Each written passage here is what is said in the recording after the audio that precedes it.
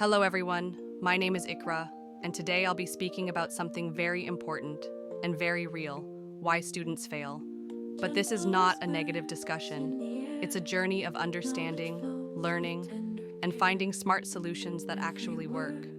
Many of us struggle at times, and that's okay, as long as we learn how to rise again. So let's begin with open minds and hopeful hearts. Before we talk about solutions, it's important to first understand why students struggle. These struggles are not just because students are lazy or careless. In most cases, there are deeper, simple reasons behind it. Let's look at these causes one by one, so we can clearly understand what needs to change. Number 1, no clear study plan. When students study without a plan, no timetable, no targets, they waste energy deciding what to do every day. This leads to confusion and stress.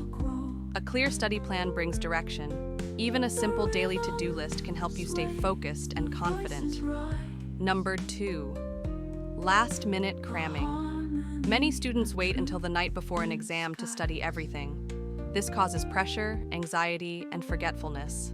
Learning is not a one-night job, it's a daily habit.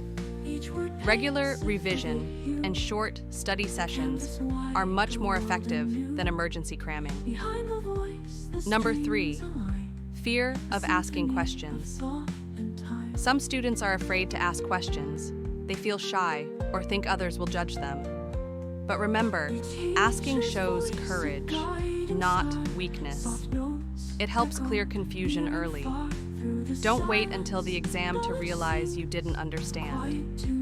Ask, even if it feels small. Number 4, lack of self-belief. A student who keeps saying, "I can't do it," slowly starts believing it. This weakens effort and motivation, but self-belief can be built step by step. Say to yourself, "I'm not perfect, but I'm trying." Success always begins with that mindset. Number 5, distractions and digital addiction. Our biggest time thief today is our own phone. Hours are lost to scrolling, gaming, and chatting. These distractions reduce attention span and break our rhythm.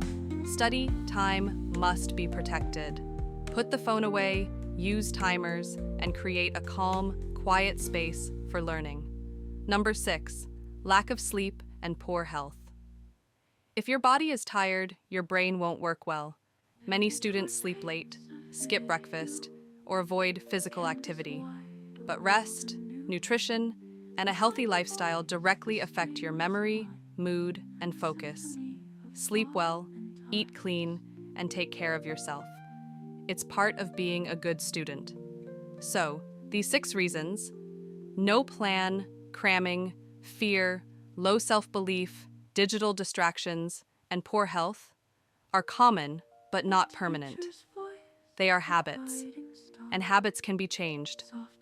In the next part, we'll look at simple, smart solutions that anyone can apply, or are you starting today? Many students think success comes from studying for long, tiring hours, but that only builds pressure, not progress. The real secret is to build small, daily habits.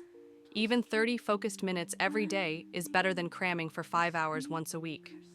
When you create a habit, like revising every evening or solving 5 questions a day, it becomes part of your routine. There's no panic, no stress.